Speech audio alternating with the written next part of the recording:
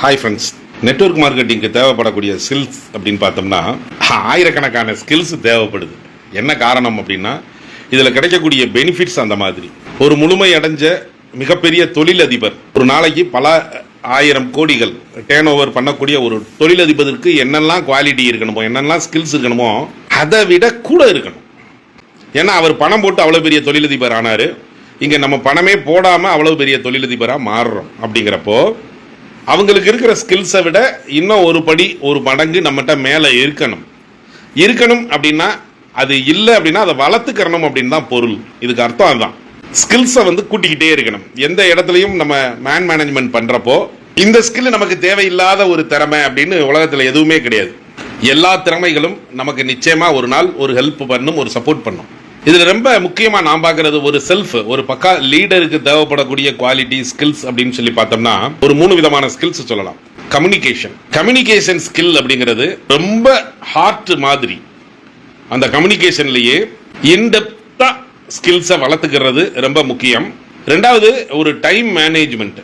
எதுக்கு பிரியாரிட்டி கொடுக்கறது, எதுக்கு முதல்ல நம்ம வேலையை பார்க்கறது, எது ரெண்டாவது வேலையை பார்க்கறது, மூணாவது எதை பார்க்கறது, எந்த இடத்துல நம்ம நிற்கணும், எந்த இடத்துல நோ சொல்லணும், இதெல்லாம் நம்ம தெரிஞ்சுக்கிட்டு மூவ் பண்ணுற அந்த திறமை இருக்கணும். மூணாவது ரெசிலியன்ஸ் தான். விழுந்த உடனே எவ்வளவு தூரம் நம்மளால எந்திரிக்க முடியுது. ஒரு இடத்துல விழுகிறோம் அப்படின்னு சொன்னோம்னா அது எல்லாருக்கும் இயற்கை. ஆனால் ஒரு லீடர் எவ்வளவு சீக்கிரமாக திரும்ப எந்திரிச்சோம் அப்படிங்கிறது தான் அந்த திறமை, ரெசிலியன்ஸ் ஸ்கில். அதை நம்ம வளர்த்துக்கறணும். இந்த 3 விஷயம் ரொம்ப முக்கியம். இந்த ரெசிலியன்ஸ் இருக்கட்டும், டைம் மேனேஜ்மெண்ட் பண்ணுறதா இருக்கட்டும், கம்யூனிகேஷன் நடக்கிறது, இது 3க்கும் அடித்தளம் செல்ஃப் மோட்டிவேட்டடாக இருக்கிறது தான் அடித்தளம். சுயமாக நம்ம ஒரு மோட்டிவேஷனல் பர்சனாக நிற்கிறது. நிறைய சின்ன சின்ன ப்ராப்ளம்ஸ் எல்லாமே நம்மகிட்ட கொண்டு வருவாங்க. எல்லா ப்ராப்ளத்துக்கும் சொல்யூஷன் சொல்கிற அளவுக்கு நம்ம செல்ஃப் மோட்டிவேட்டடாக இருக்கணும். என்ன மாதிரி ப்ராப்ளம் சொன்னாலும் சரி, every problem there is a solution. எந்த பிரச்சனையாக இருந்தாலும் அதுக்கு ஒரு தீர்வுன்னு ஒன்று உண்டு. தீர்வு இல்லாத பிரச்சனையை ஆண்டவன் கொடுக்கறதே கிடையாது. நிச்சயமா தீர்வு இருக்கிற பிரச்சனையை தான் ஆண்டவன் கொடுப்பான். அந்த பிரச்சனையை அவங்க கொண்டு வர்றப்போ, நம்ம டீம் மெம்பர்ஸ் அல்லது மக்கள் சொல்றப்போ அதுக்கு தீர்வு சொல்லக்கூடிய நபரா நம்ம இருக்கணும். அப்படின்னா செல்ஃப் மோட்டிவேட்டட் பர்சனா நம்ம இருக்கணும். இதுதான் மிகப்பெரிய ஸ்கில். ஸோ நிறைய ஸ்கில்ஸ் வளர்த்துக்கிட்டே இருக்கணும். கவனம் கேட்கறதுவே ஒரு திறமை அப்படின்னு சொல்றோம். லிசனிங் அப்படிங்கிறது ஒரு ஸ்கில் அப்படின்னு சொல்றோம்.